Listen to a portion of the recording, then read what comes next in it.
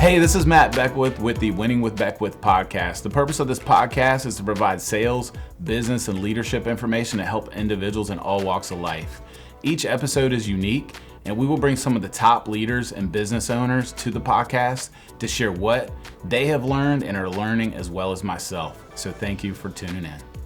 Welcome to this episode of Winning with Beckwith. I know I always say I'm excited, but I'm really excited today. Yeah. You can't tell because I don't really get that excited, but we have a really special guest today.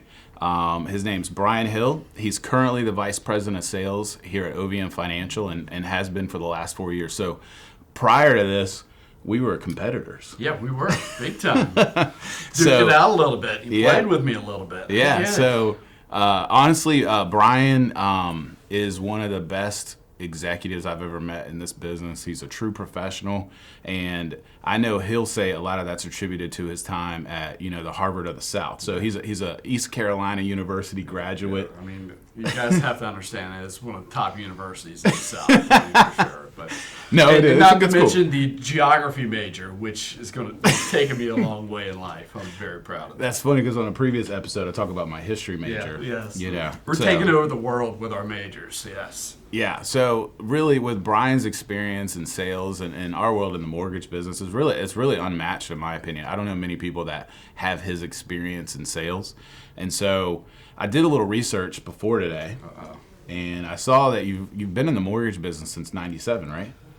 Yeah, we don't talk about time, but yeah, for a bit. I mean, I wasn't going to mention that was the year I graduated high school, but 97 was a great year for me. And I figure my boyish good looks take over all that. Hey, we're both of us are not on the young side of the business, so not there. But honestly, I bring it up because I know you don't like to talk about longevity, but I do think with time in a business, really any business, wisdom comes. And that's the main reason why I have you on here, because I feel like you have a lot of wisdom about a lot of different things. Today we're going to just focus on sales. And I want to get, some of the things you've learned out there. Try to make it real practical for the listeners so they can improve their sales, whatever type of sales they do, and try to get there. So, I kind of believe. Actually, let me back up for a second because I forgot to ask you something very important. Here we go. So I try to do this. What's one thing about Brian that most people, only really close people, would know about you? Couple things. All right. Number one, I'll start with when I was a kid. I was really into collecting baseball cards. Don't know what it was. Don't know what it is. I still have all those baseball cards today. Probably 250,000. 250,000 baseball cards. Wow. Any Babe Ruth rookie cards or anything? There's a little story about that as well. And I sold one baseball card. Well, I always had a bunch, never really sold that much, but I was in college. And as a broke college kid, I never really had any money. So I did. I had one baseball card I found. It's just a perfect story. Found it in my grandfather's attic, for sure. A 1931 Joe DiMaggio that I ended up getting, I think it was like $2,900 for. Wow. And I sold it for a semester of college. So there you go. Thanks, Granddad. Appreciate that. So I love asking that question because honestly, every time I've asked it on here, I get something I had no idea that you collected baseball cards. So I don't really fully. I've just kept everything that I had forever, and every once in a while I'll pick up something that really interests me. But, so I'm not deep into it every day, but it's something I've just always. I have a lot of questions about that, but I don't want to spend too much time today on it. But I think that's gold. I think that's good, not gold. Sorry. So when we get to sales, I think a lot of times, and I believe a lot of times, that sales kind of gets a bad name, and I kind of attribute to the old pressurized sale. Right. So everybody talks about used car salesman. Listen, if you're a used car salesman, this is not a knock on you. There's a lot of great. We've got a lot of great car salesmen that are LOs right now. And you have the old school, like door-to-door vacuum cleaner sales. Absolutely. And they always there was this pressure to kind of get that sale done right then and there. Yeah. And so I feel like sales has kind of got a bad name. But I believe there's a right way to do sales. And so why do you think, though, that Why do you think that sales kind of got a bad name? Yeah. It's pushy. It's salesy. It's like you said. Nothing taken, but the whole used car adage. Yeah. I don't.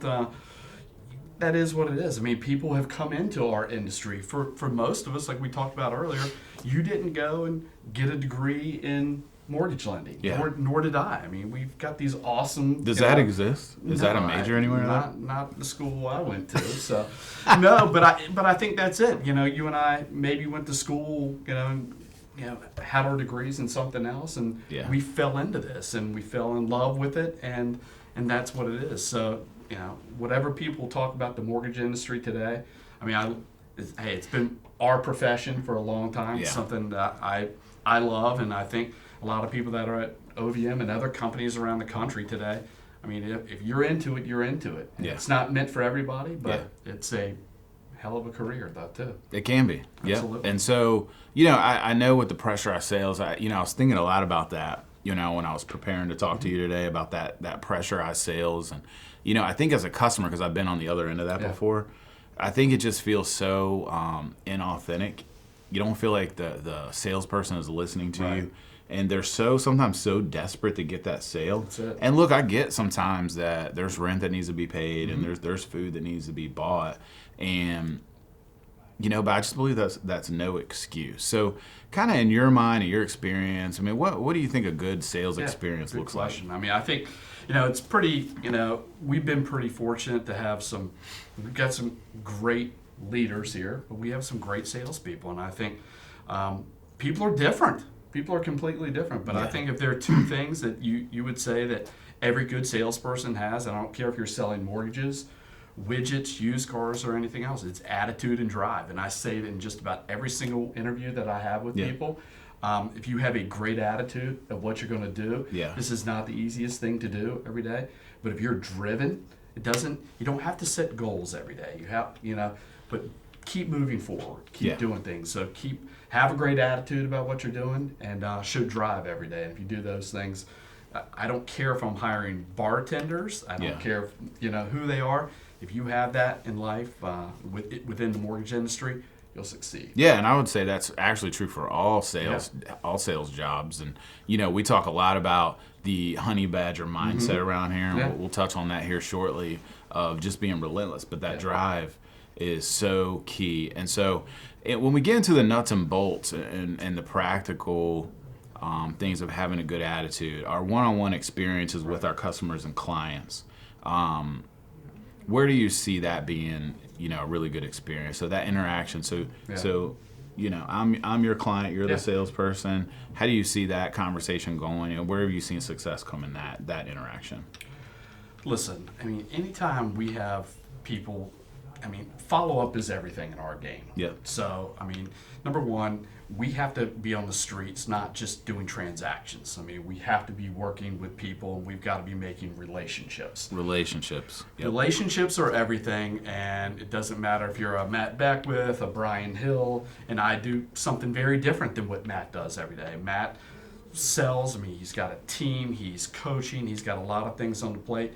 I'm doing different things to bring value. You and I have to bring value to the company. I bring value to the company. And as long as we're doing that, keeping the customer in mind, and we have our customer. Our customers always are the person that we're doing the loan for, but maybe, and I don't want to say more importantly, but I'll say as important, is the relationship that we're making with our realtor partners. Yeah. That is everything to us. You've got to treat these people like human beings. Yeah. This is not, the difference between selling something at Dick's Sporting Goods and working with, or maybe an online lender versus us. You've made a relationship, and it matters to what we're doing every day. For sure. I know who you are. I know your family, and that's the way that we're trying to treat the people that do business with OVM Financial. Yeah. So you talk about bringing value. So I'm glad you mentioned that. Yeah. So, again, when I was preparing for this, I was thinking a lot about like a good experience. And when I'm coaching, loan officers and people in different lines of business, they always ask me, hey, when you go to a meeting, right? And so in my world, we're going to meet with real estate agents, and we want to convince real estate agents that we're great at our job, and that when they send us their clients, that it's going to be a smooth mortgage process for them from beginning to end. And so it's a sales. Yeah, it's no a doubt. sales. When we're out there selling ourselves and we're selling the company. Pitching myself. That's it. And so one thing I was thinking about was what makes a good experience. So when everybody's like, well, what do you say when you sit down with these people? Yeah. And you know what my first answer is? I don't know. Yeah. And that's kind of the mindset that you have to have, is because everybody's different. And I'll explain a little bit. Is when you just have a preconceived idea of what that customer's needs is, and you just start to throw that information up at them, and then they respond like, well, that's not really what I was looking for. Because you didn't actually take the time to figure out what brings them value. And so a good sales experience to me is one where the salesperson listens to the customer's needs. That's it. Listens to their affordability for that particular product. So in our world, it's like a monthly payment, right? Answers their questions, build trust, which is key. You got to build trust, whether it's you're building trust with a real estate agent or whether you're sitting down with the actual client that is buying a house and getting a mortgage. And so once the salesperson has an understanding of what that customer wants, right? When I'm sitting in front of a real estate agent and I'm trying to develop a relationship and I'm trying to bring them value, I can't bring them value until I understand what value they need. I think my mom used to tell me, hey, God gave us 2 ears and 1 mouth for a reason. I mean, and if you really are listening, that's good. If you're listening to the person that's beside you, and you're looking for pain points, you're looking for their problems and what they've got going on, and you're looking for a crack. What can I offer in terms of value versus the people they're working with right now? So I want to know who they're working with. I want to know their kids' names. I want to know what made them as great as they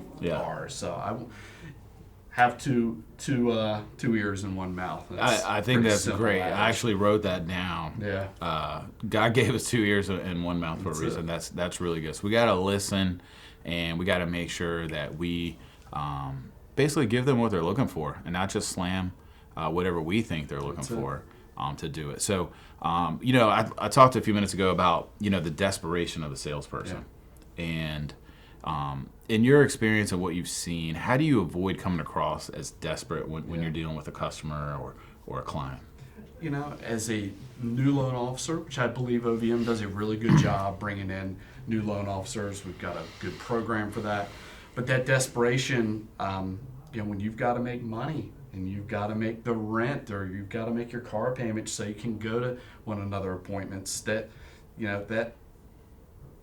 difficult. It is. But what I tell every new loan officer is this: to meet somebody new, to have a new relationship, you do have to have an elevator speech.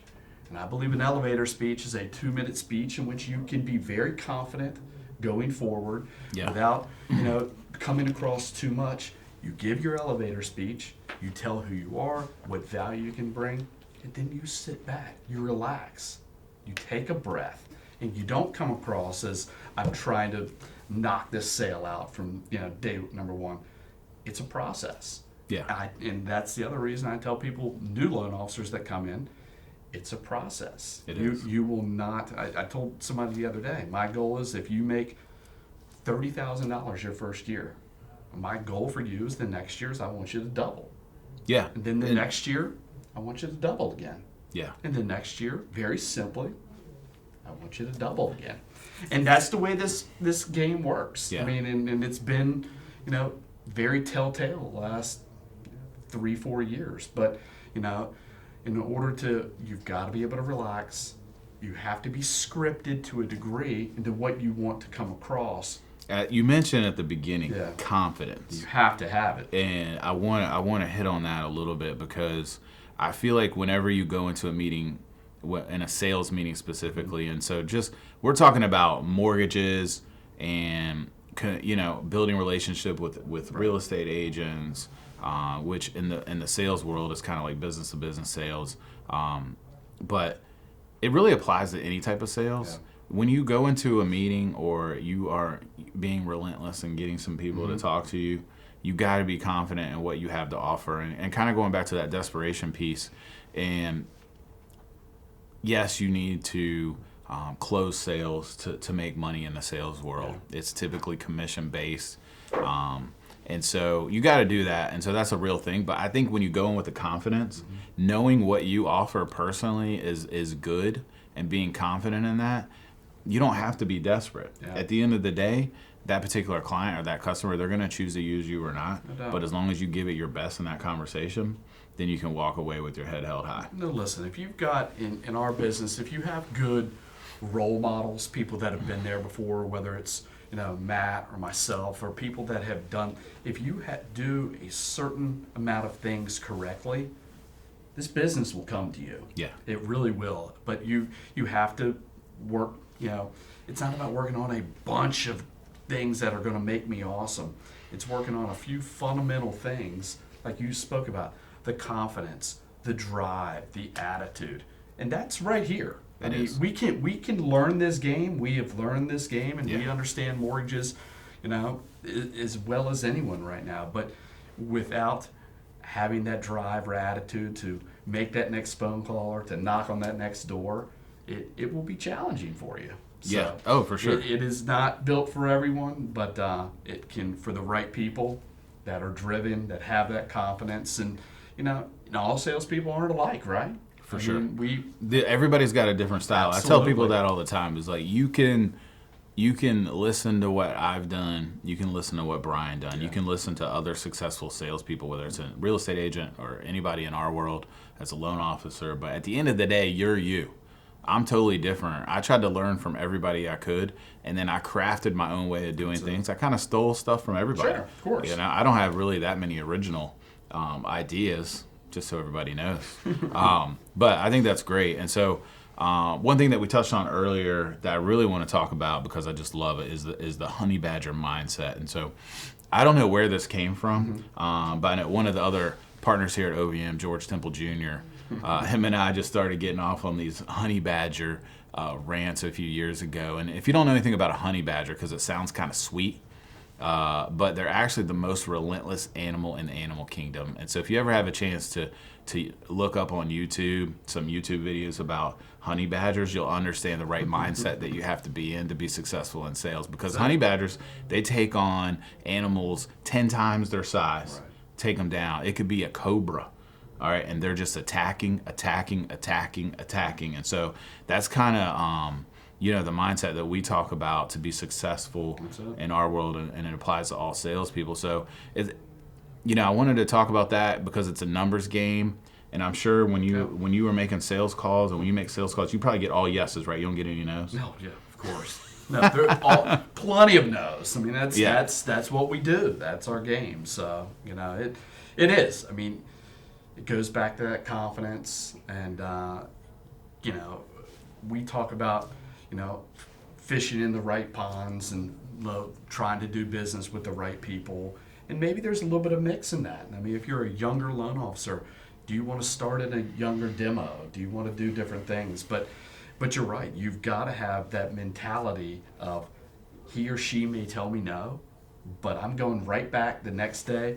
I'm going to dust it off. I'm going to go to the next one. And that is that mentality. Yeah. You've got to have it. I mean, and again, going back, this isn't mortgage sales 101. This isn't honey badger mortgage sales. This is all sales. I mean, if you want to be successful at what you're doing and be driven and be a top person, or whether you're trying to be a top producer like Matt or another loan officer here at OVM or any other of the big companies out there, whether it's that or you just want to provide for your family, you have to have a certain mentality and a certain drive to make that happen. You do, and we talk a lot about that because it's hard to teach that. Yeah, it is. So you can tell somebody all day long, like, you got to be relentless, but what does that look like? Yeah. What does that look like to you on the sales side? So you manage, obviously hundreds of loan officers and, oversee huge teams. Yeah. But what does that look like in our world, or really any salesperson world? What do we mean by that? I mean, by being relentless in what we do is,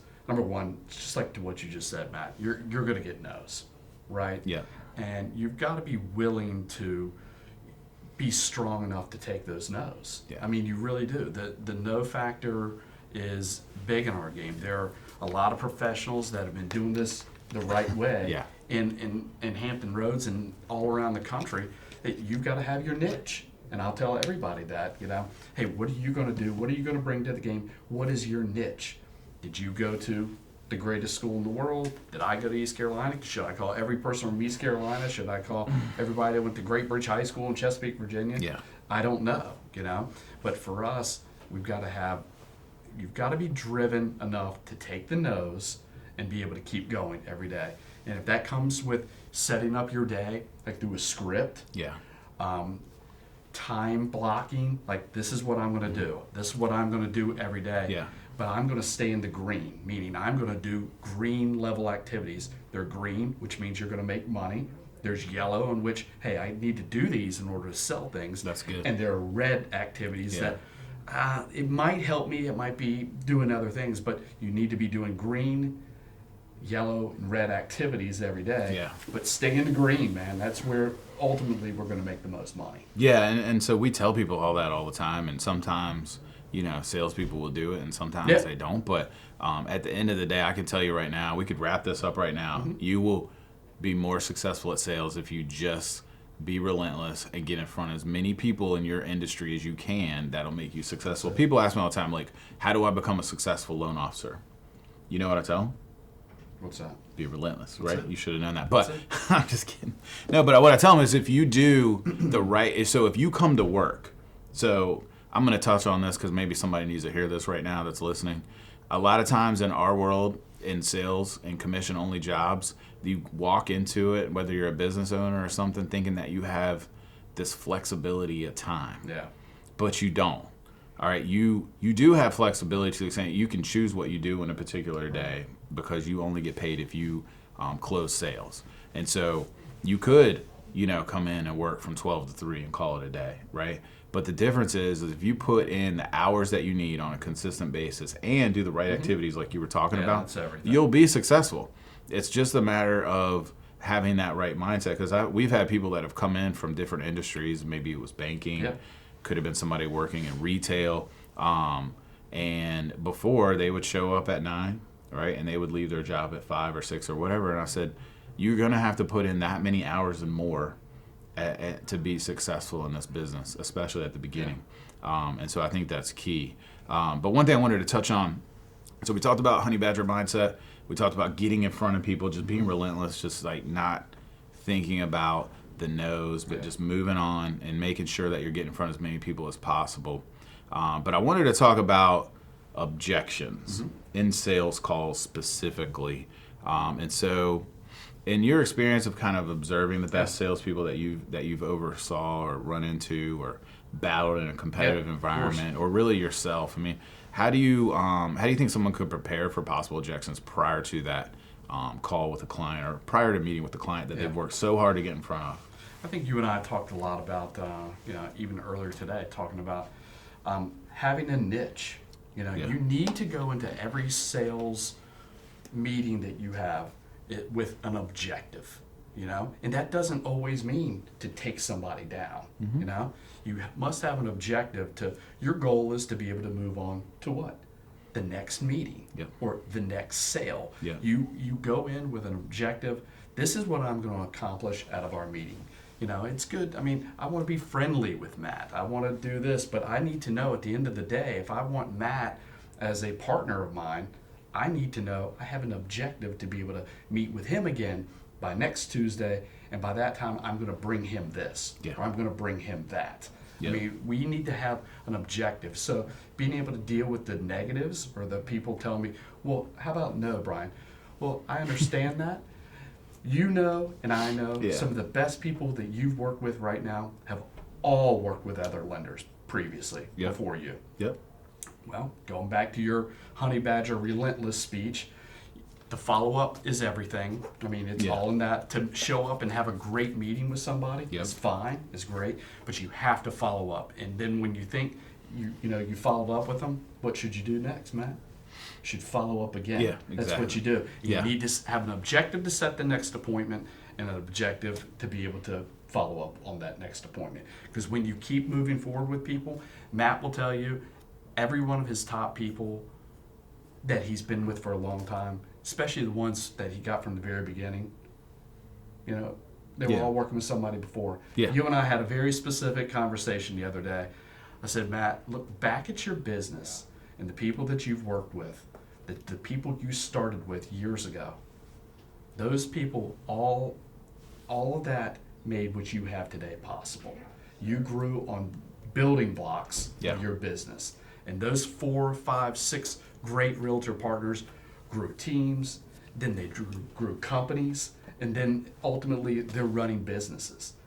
But I think that's a good. That grew your business to, you know, your solid relationships you had from the beginning grew your business. I think that's a key, you know, in our world when you are working with real estate agents and they're growing as well and you're growing at the same time. It's just, I hate to use this word synergy, but it works out because you're going after the same things. And so I always think it's important in sales. You want to surround yourself with people that are going after the same thing you are. That's just good life advice to try to push you to that next level as well. And so, you know, when I was thinking about too, I love what you just said there. A lot of wisdom. When we go into a meeting, I think one thing is you kind of have to, I feel like I've always kind of thought through the objections. What are they going to tell me? All right, that is, in their mind, they think it's an objection to us doing business together, or it's an objection to me getting that sale. And so just knowing what those are, I think is the key to overcoming objections. A lot of times I'll just spit out the objections immediately. I know you have another lender, but... Exactly. You know, so in our world, they do have other lenders. And so I think going into that conversation, you have to acknowledge that right up front. I know you have another lender, right? And so in any type of sales, I think that's key, is just kind of knowing what objections you're going to get and then overcoming that by just acknowledging it. So one thing that we run into is new salespeople. All right, they've never been in the mortgage business or sold real estate or whatever their job is, right? And I think I've seen a lot of people try to hide that, right? Or say, oh, I've been in the banking world for 10 years. Well, you really haven't done this. You don't know what you're doing behind the scenes, trust me.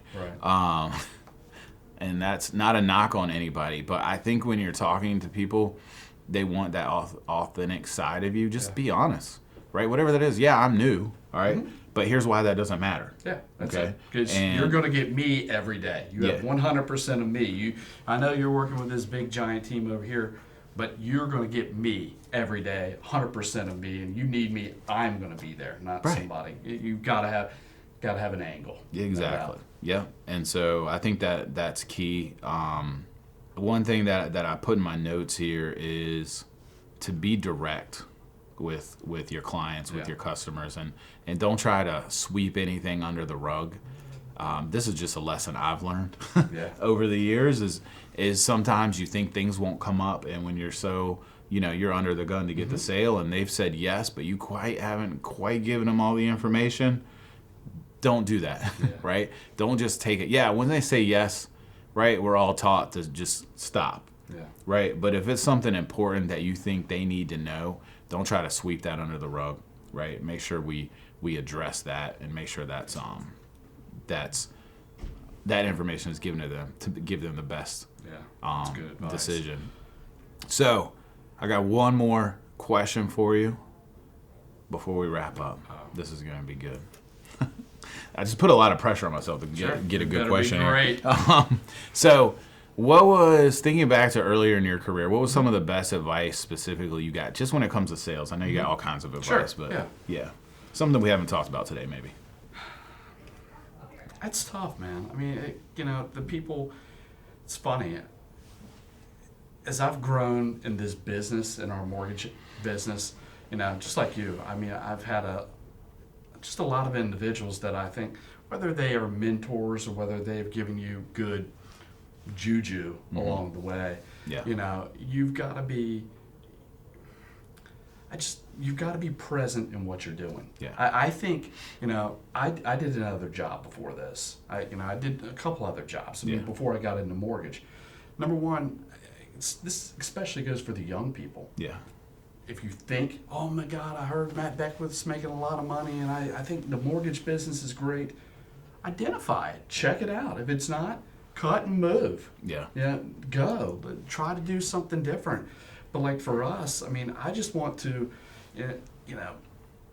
I think as a company, we are doing good things with our people. Yeah. And I just want to continue to, show that, I don't know, and I want to get specific with you because, but I don't have any golden nuggets to tell you, like, this is totally, to me, and I didn't want to repeat what we said before, but what makes us great as individuals or salespeople is our attitude and our drive and what we do. That's true. And And you started out with that. I come back to it, and I'm sorry about that, and I know you're looking for No, wisdom, that's great. But it's brought up, and if I did 150 interviews this year, I bring it up in every single one of my interviews. Sometimes we can overcomplicate things. I do. But that's really what it comes down to. It's just attitude and drive. Yeah, and I'm sorry about that. But don't apologize. I think it's great. for us, and for me. Yeah.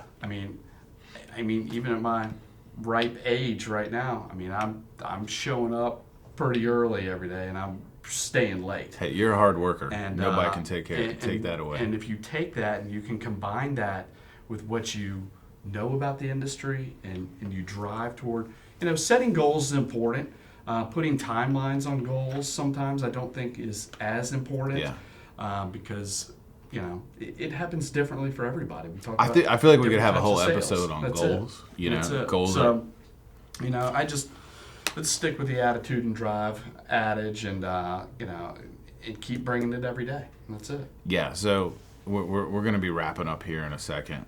Let me just get the pound. It's so good having you on here. I want to kind of sum up what we said because I always want the listeners to kind of walk away with something you can write down. There's been a lot of stuff that Brian has brought up. The drive and the attitude. I know. You mentioned that at the beginning, and you just mentioned again, and I think again it's simple. Sometimes we just overcomplicate things, and I think that's good. So that's number one key. I want to give you a couple other keys that I took notes on while we were talking. Number one key is be relentless, right? Get the meetings. Don't be offended by the no's is the second thing I wrote down. Yeah. Right. It's kind of the mindset of like no's not no, it's just no right now. Not right. Right. Now. The third thing I wrote down is don't be desperate, right? Don't be that salesperson that comes across desperate, right? People know. It's hard though. It can be. It's difficult, especially for the new people. But if you go in with a good mindset and objective for the next thing, I think we're good. Yeah. Fourth thing I wrote down was prepare for the objections and overcome it before you even get the objection. Know what's going to happen, right? Last thing I got here is listen to the client, ask questions, clarify, explain your products and options, build the trust. Because if they don't trust you, they're not buying from you. And provide the solution that meets the need. So after you kind of figure out what those needs are, then you give them that solution. And so thank you again for coming on, Brian. I'd like to close it out. Thank you for tuning in. The listeners, I get so much good feedback from you guys, whether it's a comment, an email, if I run into you into the street. So keep doing that. I love all the feedback that we're getting. Also share it with your friends. Share it on social media if you feel like it could help somebody. That's the goal of the podcast, is to take the stuff we've learned. Nuggets. And we're still learning every day. Absolutely. And we'll keep sharing with you the stuff we're learning, and hopefully it helps you in your business. So thank you for tuning in. Cool. Thank you, guys.